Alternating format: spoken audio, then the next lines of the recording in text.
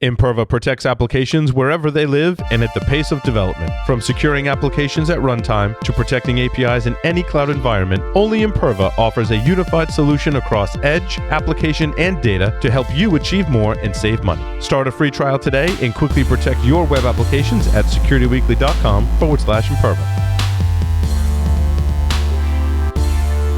Welcome back to Application Security Weekly. We just talked about building an AppSec lab at home or in the cloud using virtual environments to recover from mistakes. We all make a few, and the importance of taking notes. I'm your host, Mike Shima, and I'm here with John Kinsella, someone who doesn't make mistakes, but who does still use virtual environments. And it's just about time for the news. First, an announcement. Don't miss any of your favorite Security Weekly content, just like us. Visit securityweekly.com/subscribe to subscribe to any of our podcast feeds and have all new episodes downloaded right to your phone, whether it's a virtual environment phone or not. You can also join our mailing list, Discord server, and chat with us live, or follow us on social media and our streaming platforms. So, John, we just talked about building an AppSec lab, and now it's time to talk about lots of news for the types of vulnerabilities that may show up in AppSec labs or that we might want to experiment with. The first article that I wanted to touch on was actually about something that, at least to me, seemed a little bit ancient and by now obscure, which was exploiting Apache Cassandra, which is a name I hadn't heard about in a long time. So I may be just out of touch. It's not me that's out of touch. The kids are out of touch. But this is one of those articles that I highlighted because it wasn't so much about the Cassandra aspect, but there was a point in the article, which is a great write-up from the JFrog security research team. And it even notes that, quote, these options are documented to be insecure. And then it goes on to kind of just reinforce why they're not insecure. But it also adds that extra caution, so they shouldn't be deployed in a publicly accessible network. Now, that's not incorrect. I think that's good to say. But what I thought of as perhaps a good threat modeling exercise or a good application security weekly exercise is a publicly accessible network the only place where that shouldn't be deployed? And that's a leading question, perhaps, in the sense of we talk about CI/CD systems, we talk about lots of attacks against developer systems who might actually have access to that production environment. So publicly accessible network is one of those ways that I'm saying, what about zero? Tell me you're trying to talk about zero trust without using the phrase zero trust here. And I think that's what I'm getting to. So let me say, so Mr. Kinsella, have I gone to marketing and I've said zero trust now? Well, how bad has it gotten? ZTA is what the kids say. ZTAN, ZT, you know me. Because Cassandra is still in heavy use. So the other group of kids out there that are doing maybe not so much machine learning, but remember nowadays we're not talking about big data, but it's data lakes. And one of the vendors likes to use the phrase data lakehouse. I'm the marketing person who came up with that. They're probably still patting themselves on the back. But either way, so Cassandra is still in a lot of use. Hadoop's still in a lot of use. There's some other systems out there, but on open source side, these two guys still get a pretty decent amount of use. But I like the angle you're taking it from the point of view of this should never, if you're running any type of organization that's you're shoving data into this bad boy and you are then doing crunchy and providing results to either to a user or to the executive, either way.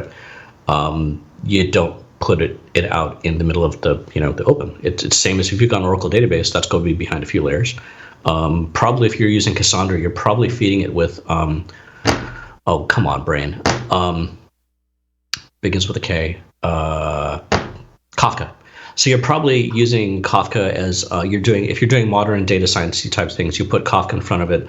You'll have some streaming data coming into it. Again, you do crunchy, sometimes before you go into a database, sometimes after, depending on how you're doing the data. But so the point being here, each of those applications, if you want to visualize for a second, since we were talking about Amazon before, this might help for some people. Each of those sort of layers, you've got your public-facing internet. You've got that web application, then an application server or an API server, then you've got the Kafka type thing, and then this other thing. Each of those is probably going to be in a separate AWS VPC box, so your little orange ... around it. And the reason for that is so if something goes bang back here, if something goes bang at a front level, they're not getting to your data, but also vice versa. If something goes bang in the back, it's not going to come, drunkenly stumbling out and affecting the rest of your application. So, and it's funny, I was talking to someone the other day about vulnerability management, and this is part of it, right? You're not always going to be able to identify those vulnerabilities quick enough, but then what's your defense in depth look like? So this is why I'm backing into that story of having some sort of firewall around it still. And the unfortunate part about this is to talk about the vulnerability itself for a second.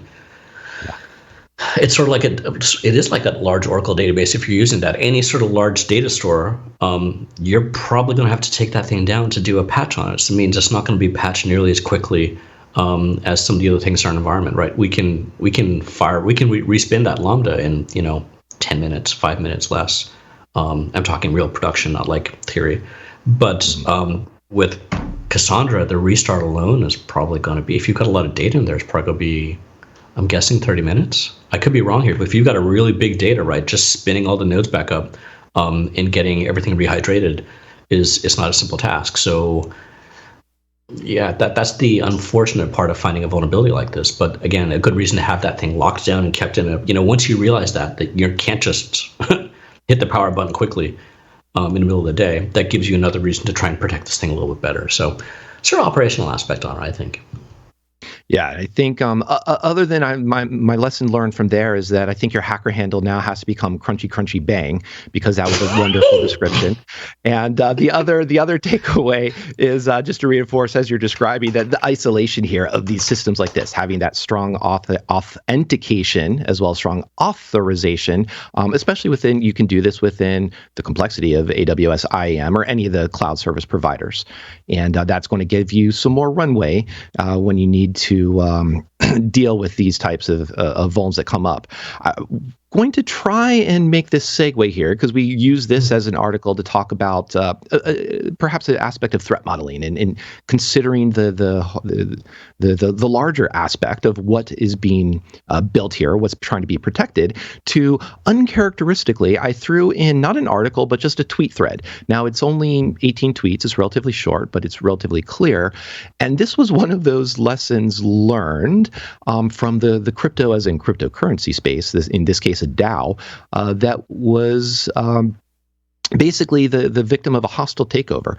And the angle that I thought we could bring into here is that all of their code could have been written in memory-safe language, like Solidity, for example. All of their code could have been reviewed perhaps for technical correctness, meaning a couple of episodes ago we were talking about missing fallback functions that caused issues when there was when an attacker could take advantage to move coins from one chain to another chain, cross-chain money movement, and take advantage of that. In this case, it's more about the product security angle of what have you threat modeled your workflows, or when you're talking about a bad actor, your malicious actor isn't someone who's just doing a bunch of input injection attacks. Here's a cross-site scripting payload. Here's a SQL injection payload. If that's the the limit of what your threat modeling looks like, I'm going to say that you're still kind of stuck in the 90s mentality of AppSec. That's not necessarily say it's wrong. It's just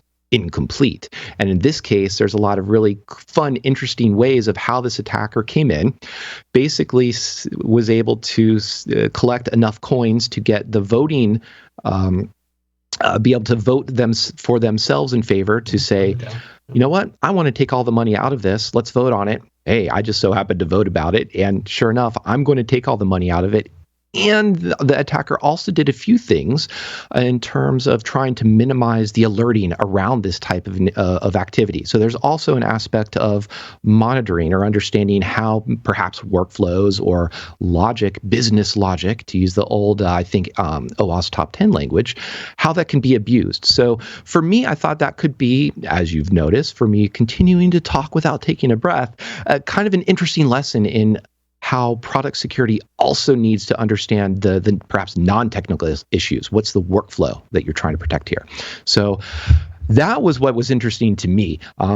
Hopefully there was something also interesting to you, John. What have you got here? The first interesting thing, man, this is. So when I was looking at this pre-show, I'm like, oh yeah, it's the Twitter thread on the almost compromised last week. So there was actually two separate threads of two completely different stories about crypto compromises last week, and I was looking at the other one thinking it was this.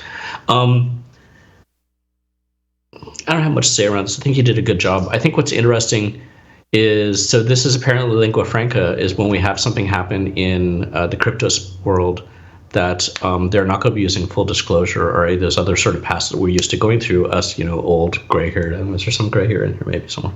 But instead they're going to be just blasting it out on Twitter, which is... it's not bad. As long as they're still doing full disclosure in some way, right? And there's transparency there, which is amazing.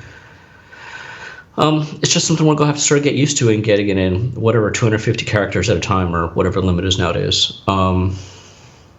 Yeah, nothing to add. I think the takeaway for, man, I hope there's if there's crypto people out there listening to us, welcome. We'd love to hear from you. We'd love to hear what you're working on. I'd love to hear that some of the stuff we're talking about is helping you think about these in a different way. Because really the takeaway from these threads should be, okay, how do I make sure that my product, either commercial or not, learns to not do these same things? Or what I'd really love to see is someone coming out with a framework, the equivalent of React for Ethereum or any of these, so that people it's harder for people to shoot themselves in the foot, right? I mean, that someone should be working on that frantically right now if they're not. And it shows my knowledge in the space that could exist. I just don't know. My apologies, but I guess that's what that's my comment, and I'll shut up on that one. Well, don't shut up for too long, because I had just a really quick article that might at least get you interested. Let's see. Last episode, we talked about NLP AI that I thought was actually pretty awesome. It was using natural language processing to look at human-written RFCs, about a protocol, turn that human-written protocol description into a finite state machine, and then pull in a automated attacker simulation, aka fuzzing, essentially, to do this all from an automated mechanical aspect. And so that, to me, was something that was really neat, really strong example of AI that could be helpful. Just a real quick article. AWS, their AI code reviewer now can apparently spot log4shell, log4j, like bugs in both Java and Python. I didn't dive into it too deeply.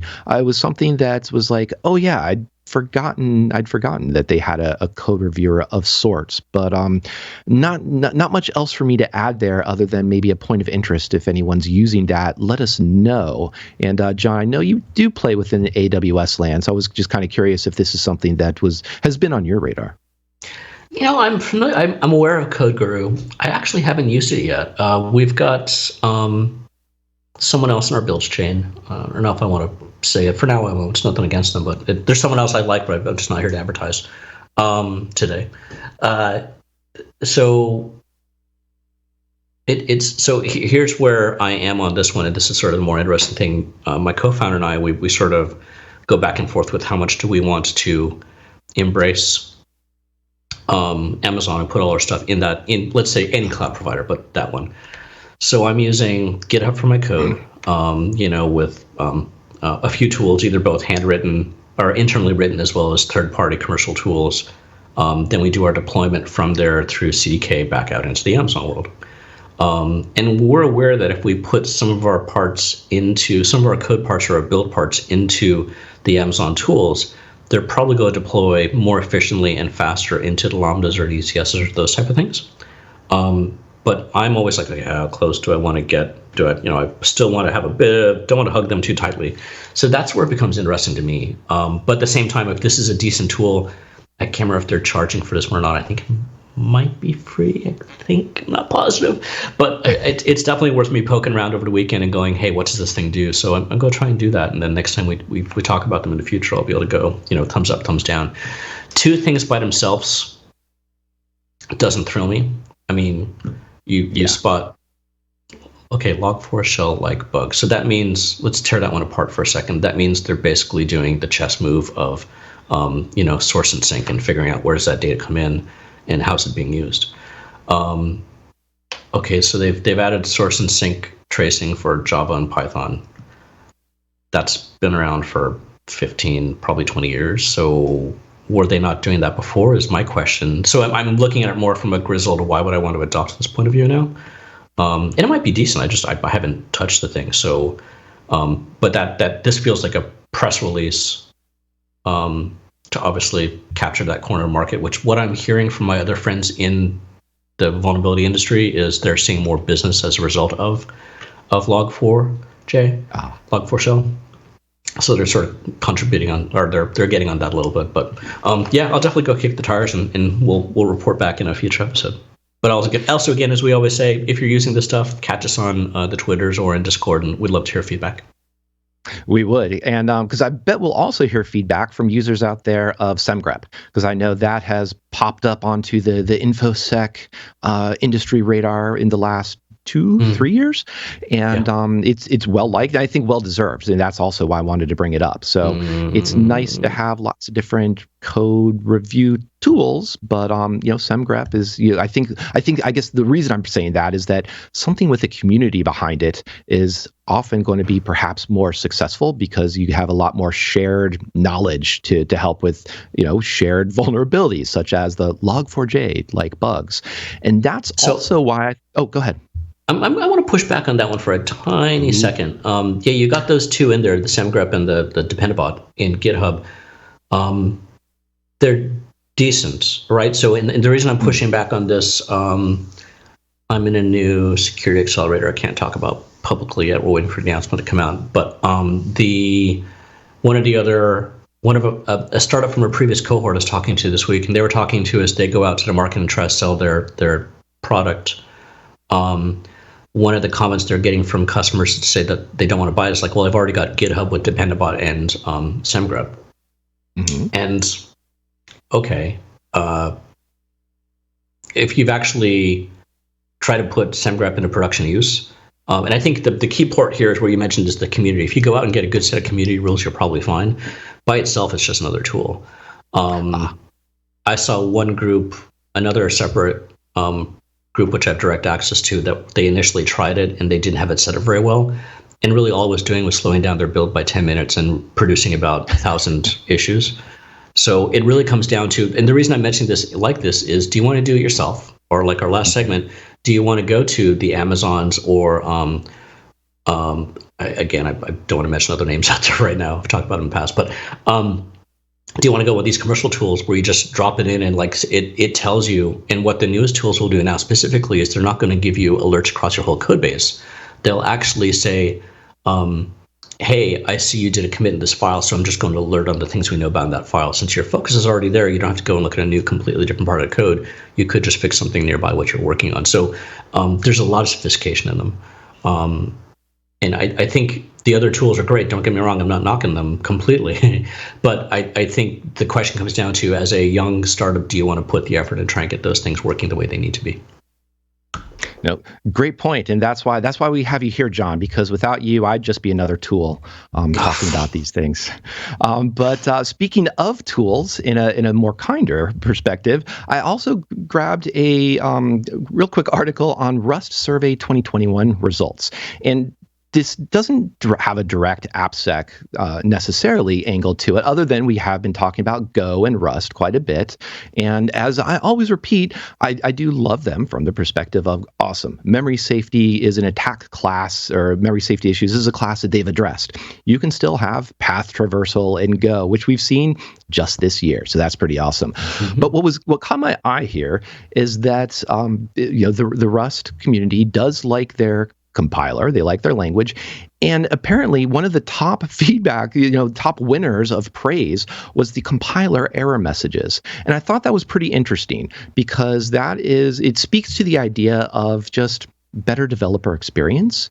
And as someone who always, loves to see the idea of compiler warnings that can lean towards potential like software quality issues, this software quality that can also become security issues, friendly compiler messages, or just anything that's more friendly to developers to say, go back to that Clippy, like, I see you seem to be making an error in your code here. What if you did this? And it was more quality, or hopefully, fingers crossed, more secure. That just kind of, it caught my eye. I liked that aspect. I was just kind of curious, as someone, maybe you do some more coding, I think, on a daily basis than I do. Does that kind of, maybe not Rust in particular, but does that sort of friendly error messages or just positive or helpful feedback from the compiler about the quality of your code, is that something you're seeing improve over time? Is that something that resonates with you? Yeah, what's interesting to me about that is, I'm just looking at some of the pre-pictures of this report. But what's interesting about this particular comment is it sets the stage for the culture in the community, by which I mean, if your compiler, your base level is giving you error messages which are either easier to understand or more detailed or easier to read, or they're easier to consume by the developer. I would hope that gets the developer into the mindset of expecting errors like that. And then when they write errors for their users, they don't look like the errors coming out of the YAML parser that comes with Go. So that would be my thought there on that. It is important, right? If I'm doing code review on my guys, or even writing my own stuff, I try to make each error message distinct enough, or both distinct enough and descriptive enough. So if I see it, back to talking about CloudWatch last half hour, if I see that error message come through, I can grep in my source code and actually figure out where it is. Now, what we should be doing, what we're talking about, is actually having unique error codes. That's your next step up. But either way, I want something that it always comes back to me, like, not so much writing the code, or how my users use it. That's obviously important, but how do I troubleshoot the damn thing? So that from that point of view, yeah, super important. Since Rust has been on my mind recently, I'll slightly editorialize for a second. We are a Go shop. We have adopted a open source / commercial authorization engine, which I'm quite fond of, also. That's written in Rust. So when I bring that into my Go code, I have to switch to CGo and link in through the C library, or through the C linkers, which means that I'm now losing some of my ability to do performance testing, use the debugger, some of the other things which you lose with CGo. And now, since we're going out to Lambda and we want to go to, my new box is a M1 Pro.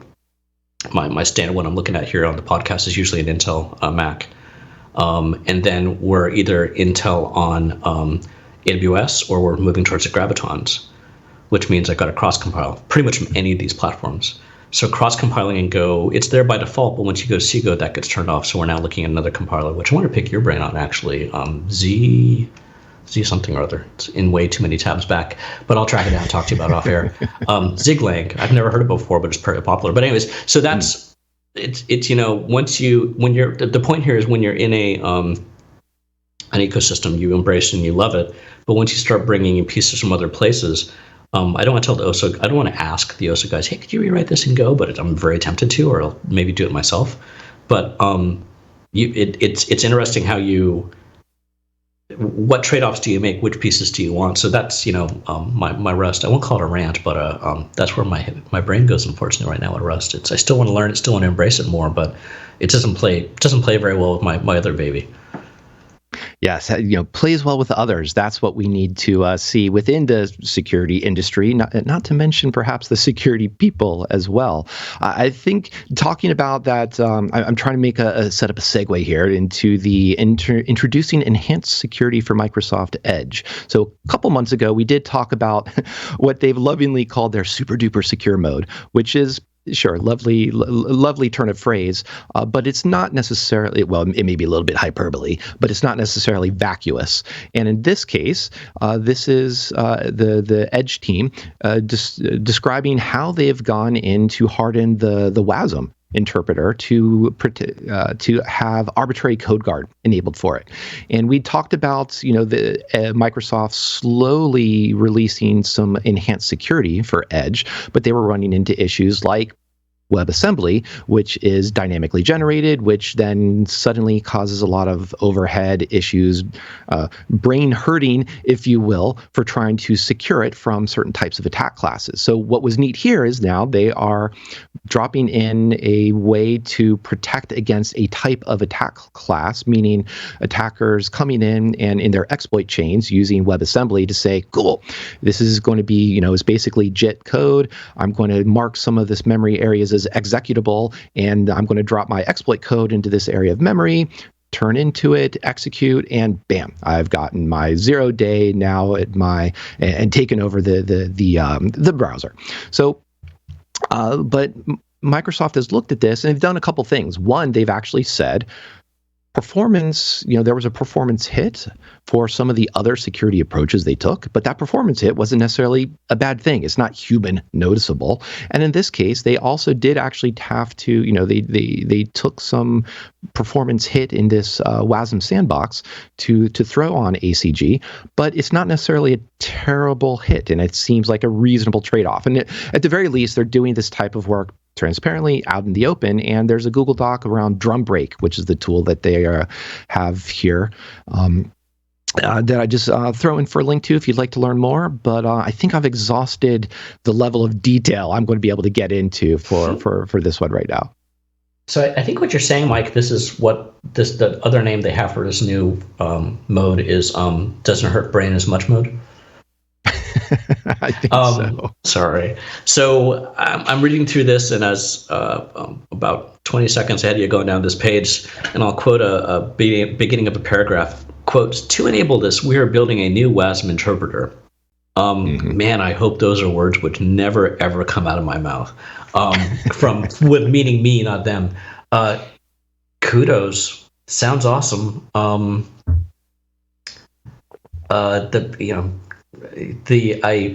I hope that goes well, and that doesn't it sounds like you're introducing complexity that brings along security issues. So I hope it's done in the right way, and I'm sure it sounds like if they're going to bite off that little thing, I'm sure they're doing it right. It sounds neat. I know I've got a VM around here somewhere with Windows on it. I might have Edge installed. I've got no experience with it. I thought the point of WASM itself is speed, or that being one of your core points. So if you're going to start interpreting it, is that going to slow it down? I guess that was the first thought I had on it. But be interesting to see where they go with it. I mean, they're definitely they're putting a lot of effort into this. It'd be interesting to see how big the team is. I'm betting this must be a few teams, because it seems like they're doing a lot of stuff with this browser. Absolutely. And I didn't find any links to this or any connection. So here's pure conjecture on my part. But, we did a little bit jokingly talk about JavaScript coming into Excel and being able to use for functions. And this is the type of thing that, if you can turn that JavaScript into WASM sandbox, then, we can still have our fun, making fun of a world of spreadsheets that we live in. But there can actually be under the hood really good hardening, sandboxing ways so that when we say the modern aspect of JavaScript in Excel in 2022, hopefully the threat model, the threat scenarios around that is going to be night and day different from what we might have said and how we would have reacted to that, in 2002, 20 years ago.